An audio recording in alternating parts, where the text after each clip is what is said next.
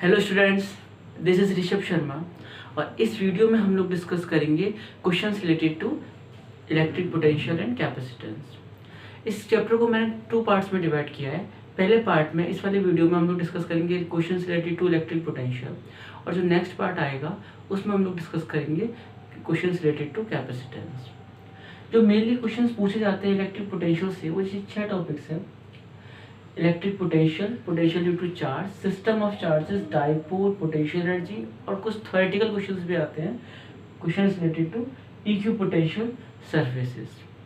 इससे रिलेटेड मैंने और भी क्वेश्चंस आपको डिस्क्रिप्शन में दे दिए हैं और प्लेलिस्ट भी दे दी है चैप्टर 1 की, तो जिसने वो नहीं देखी चैप्टर 1 की प्लेलिस्ट, वो डिस्क्रिप्शन में जाके देख सकता है। चलिए शुरू करते हैं। ये एक पहला क्वेश्चन है, ये इस साल का सैम्पल पेपर क्वेश्चन है 2021 का। ये क्वेश्चन रिलेट कर रहा था इक्यू पोटेंशियल सरफेस से। क्वेश्चन ये कह रहा था आपसे, which of the following is not the property of equipotential surface.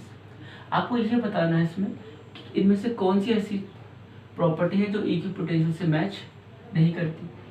तो देखिए हमारा की पॉइंट यहाँ क्या बनेगा, हमारे यहाँ पे की पॉइंट बनेगा इक्यू पोटेंशियल सरफेसेस।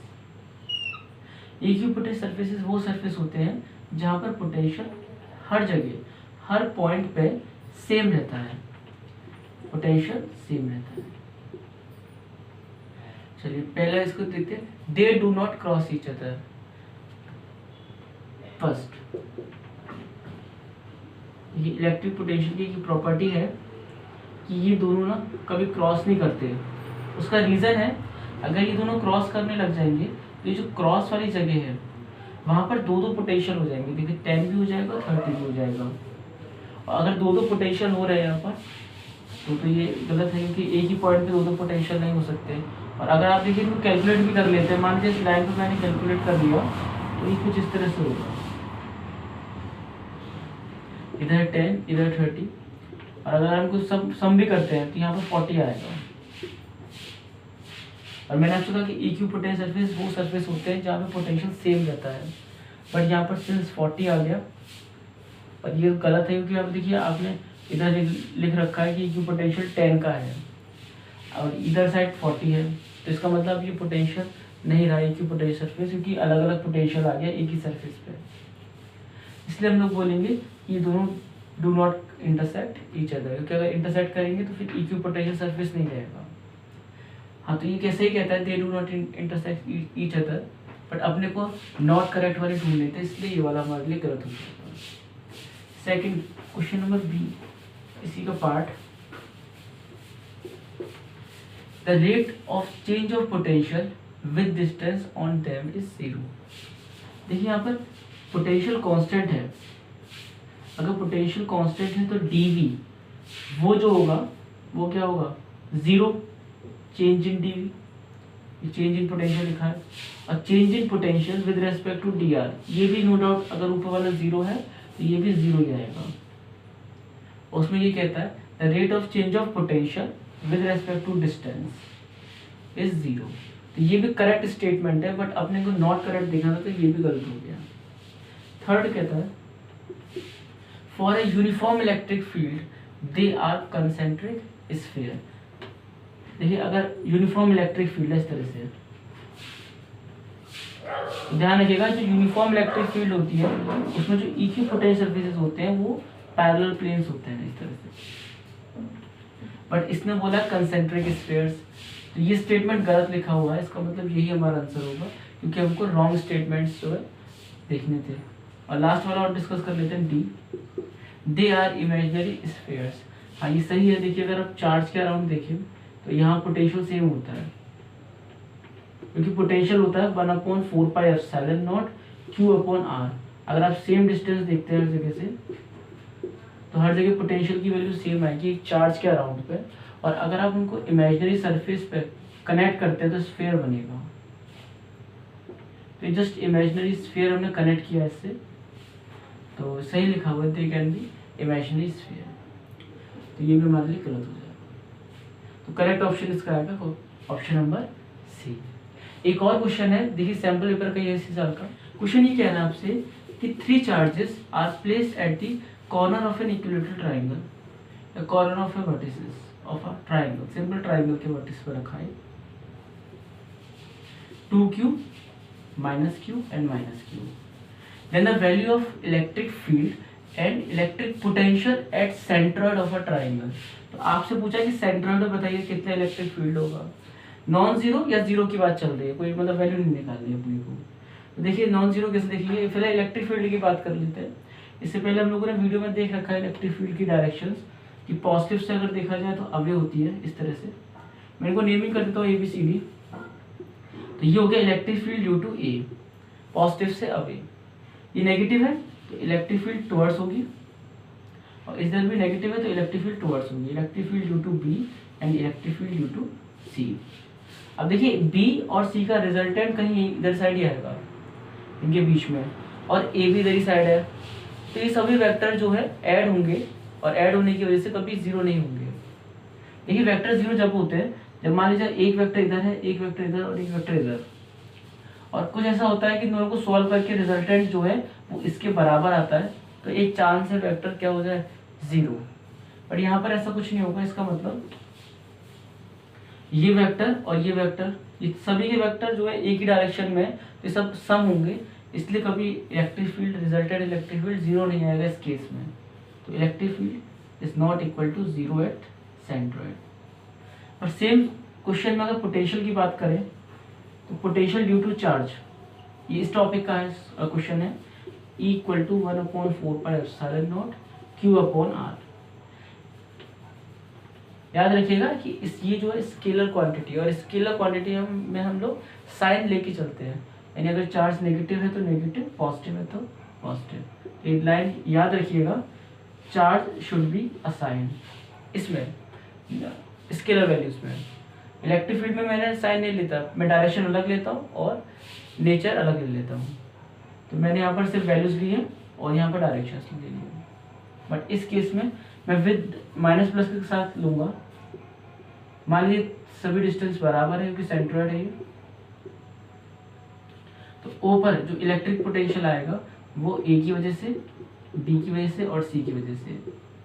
देखिए सभी में 1/4πε0 R तो कॉमन आएगा, चार्ज इज 2q, इसका चार्ज q और इसका भी चार्ज -q। सॉल्व करेंगे ये आ जाएगा जीरो। कोई वेक्टर क्वांटिटी नहीं है तो कोई भी डायरेक्शन हम लोग नहीं बनाएंगे, सिंपल स्केलर है तो सब सिंपल मैंने क्या कर दिया, इसको अलजेब्रिक सम कर दिया है, जो आंसर आया है वो जीरो, यानी पोटेंशियल होगा जीरो।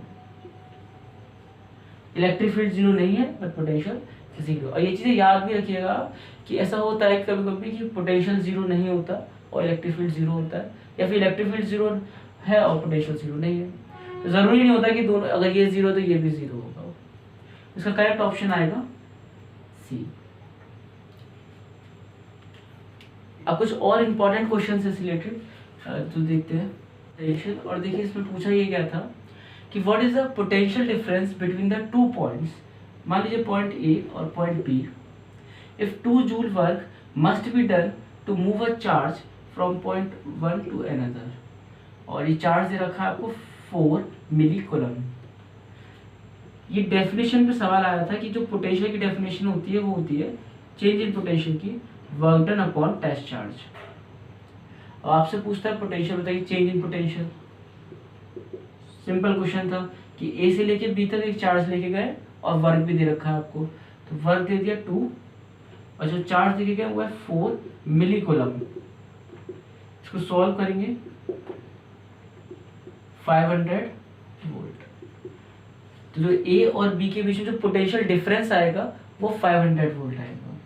तो कुछ इस तरह से भी क्वेश्चन आ जाते हैं, बेसिक डेफिनेशन पर है इलेक्ट्रिक पोटेंशियल की। यहीं से हम लोग डायमेंशंस भी निकालते हैं, याद रखना ये फॉर्मूला, ये हमारा इसी क्वेश्चन का जो है की पॉइंट भी है। और अगर आपसे डायमेंशन पूछी जाए पोटेंशियल की तो इसी फॉर्मूले से हम लोग निकालेंगे, वर्क की डायमेंशन डिवाइड बाय चार्ज की डायमेंशन।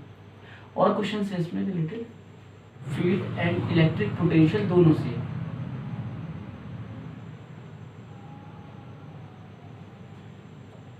ये क्वेश्चन रिलेटेड है electric field and electric potential both से। क्वेश्चन ये कह रहा था 2 charges plus Q and minus Q are kept apart, तो मैंने 2 चार्जेस रख दिए plus Q and minus Q. Then at a point on the right bisector line joining between them तो राइट बाइसेक्टर ये हो गया। और आपसे पूछ रहा है कि इस जगह पे इलेक्ट्रिक फील्ड और इलेक्ट्रिक पोटेंशियल क्या हो गया, जीरो या नॉन जीरो की बात चल रही है यहाँ पर। तो देखिए जरा, ये नेगेटिव है तो इसकी वजह से इलेक्ट्रिक फील्ड इधर साइड, इसका नाम देते हैं ए बी। तो इलेक्ट्रिक फील्ड ड्यू टू ए, और बी की वजह से इधर आएगा कुछ। अगर आप इन दोनों का रिजल्टेंट निकालेंगे कहीं बीच में आएगा, जीरो नहीं आएगा, कुछ वैल्यू आएगी। तो इलेक्ट्रिक फील्ड तो नो डाउट जीरो नहीं होगा। हाँ, बट इलेक्ट्रिक पोटेंशियल की बात करें, माइनस क्यू प्लस क्यू, और ये बीच में बाइसेक्टर बन गया। देखिए इधर क्योंकि बीच में बिल्कुल एग्जैक्ट बाइसेक्टर है तो नो डाउट जितनी डिस्टेंस ये होगी उतनी डिस्टेंस ये होगी। ये दोनों 90 डिग्री हो जाएगा, ये डिस्टेंस सेम हो जाएगी, दोनों ट्रायंगल ये कॉन्ग्रुएंट हो जाएंगे। ये साइड सेम, एंगल भी सेम, और ये बीच की लाइन भी सेम हो जाएगी। तो इससे फायदा आपको ये मिलेगा, लेट्स इस पॉइंट का नाम लेते हैं पी। तो voltage sorry potential at P जो होगा वो potential at A plus potential due to B. अब पोटेंशियल क्या होता है, 1/4πε0 charge divided by distance plus 1/4πε0 charge upon distance. देखिए बिल्कुल एग्जैक्ट लिखा हुआ है, बस ये माइनस का ही कैंसिल आउट हो जाएगा। हम लोग मैग्नीट्यूड जैसी चीज़ नहीं करते यहाँ पर, क्योंकि स्केलर क्वांटिटी है तो चार्ज शुड भी असाइन होगा और आंसर आएगा जीरो। तो जिसमें पोटेंशियल की वैल्यू आएगी बाइसेक्टर पे वो जीरो आ रही है, और जो इलेक्ट्रिक फील्ड है वो नॉन जीरो है। तो ऑप्शन कौन सही है, the electric field strength is zero, ये बात सही है। इलेक्ट्रिक पोटेंशियल इज जीरो, ये गलत है। बोथ, ये भी गलत है। आंसर इसका आएगा ए। कि if distance between two charges is doubled, तो दो चार्जेस के डिस्टेंस जो बीच का है वो डबल कर दिया गया। लेट से पहले आर था और अब कर दिया गया 2r। तो आपसे कहता है how does the electric potential energy become change. तो की पॉइंट हमारा इस सवाल में जो रहेगा वो इसका फॉर्मूला रहेगा electric potential energy between two charges, this is 1/4πε0 q1 q2 upon r। ये फॉर्मूला कभी कंफ्यूजन में हो जाता है कि कॉलम्स का फॉर्मूला बिल्कुल सेम है, 1/4πε0 q1 q2 अपॉन वहाँ पर r स्क्वायर होता है। वो फोर्स है, वेक्टर क्वांटिटी है, एनर्जी है, स्केलर क्वांटिटी है। पावर्स की बात कर रहे हैं तो पावर ध्यान रखिएगा, यहाँ पावर 1 होती है और कॉलम्स वाले फॉर्मूले में पावर 2 होती है। तो यहाँ पर देखिए एनर्जी और जो डिस्टेंस है वो इनवर्सली प्रोपोर्शनल है। तो अगर आपने डिस्टेंस को डबल किया है तो जो एनर्जी है वो हाफ हो जाएगी, इनवर्सली इसलिए। तो जो सही आंसर है इसका वो आएगा ऑप्शन बी। इसी तरह से और भी क्वेश्चंस हैं related to electric potential due to system of charges, इससे रिलेटेड होते हैं। क्वेश्चन सिंपल ये कहता है when moving electron comes closer to another stationary electron. देखिए एक इलेक्ट्रॉन जब दूसरे इलेक्ट्रॉन के पास आएगा तो नो डाउट ये धीरे धीरे स्लो होता जाएगा ड्यू टू रिपल्शन। तो जब ये इलेक्ट्रॉन स्लो हो रहा है इसका मतलब इसकी काइनेटिक एनर्जी डिक्रीज हो रही है। तो जब कोई भी इलेक्ट्रॉन किसी इलेक्ट्रॉन के पास आएगा तो नो डाउट उसकी काइनेटिक एनर्जी डिक्रीज होगी, क्योंकि रिपल्शन की वजह से वो स्लो हो जाएगा। अब काइनेटिक एनर्जी डिक्रीज हो रही है तो इस आइसोलेटेड सिस्टम में, इस सिस्टम में दो ही चार्जेस हैं, हमें पता है कि आइसोलेटेड सिस्टम में जो एनर्जी होती है वो हमेशा कांस्टेंट रहती है। यहाँ पर जो एनर्जी है वो दो ही तरह की एनर्जी है, kinetic energy plus potential energy. तो अगर एक एनर्जी डिक्रीज हो रही है काइनेटिक एनर्जी तो नो डाउट दूसरी एनर्जी ऑटोमेटिक इंक्रीज हो जाएगी। तो यहाँ पोटेंशियल एनर्जी इंक्रीज होगी, इस सवाल में काइनेटिक एनर्जी डिक्रीज होगी जब कोई इलेक्ट्रॉन दूसरे इलेक्ट्रॉन के पास आएगा। तो सही ऑप्शन है इसका kinetic energy decreases and potential energy increases, option number C. Next question depend कर रहा है a point charge q is rotated along a circle in electric field generated by another point charge capital Q। मान लीजिए capital Q charge है और इसके around एक छोटा चार्ज स्मॉल q रोटेट कर रहा है। तो आपने को क्या बताना है, work done by electric field on the rotating charge in one complete revolution. तो मान लीजिए चार्ज यहाँ से A से शुरू हुआ वापस A पे आ गया, तो जो वर्क होता है देखिए इस चैप्टर में वर्क अपॉन टेस्ट चार्ज जैसे चेंज इन पोटेंशियल। अब वो पॉइंट चार्ज A से शुरू हुआ था और एक कंप्लीट रेवोल्यूशन लेके A पर ही वापस आ गया, तो चेंज इन पोटेंशियल यहाँ पर VA माइनस VA लिखा जाएगा डिवाइड बाय Q। ये तो जीरो हो गया, तो यहाँ पे वर्क आएगा जीरो। तो जो चार्ज है वो एक कंप्लीट रेवोल्यूशन में जो वर्क करेगा वो होगा जीरो। इलेक्ट्रिक फील्ड और इलेक्ट्रिक पोटेंशियल, देखिए इसमें की पॉइंट हमारे सवाल में ये बनेगा। सवाल सिंपल ये कहता है आपसे कि ए, बी और सी इस तीनों पॉइंट पर से सबसे ज़्यादा इलेक्ट्रिक पोटेंशियल किस पॉइंट पर होगा। याद रखिएगा, जो इलेक्ट्रिक फील्ड होता है वो हमेशा हाई पोटेंशियल से लो पोटेंशियल को इंडिकेट करता है, कि डायरेक्शन होती है इस तरह से हाई से लो पर।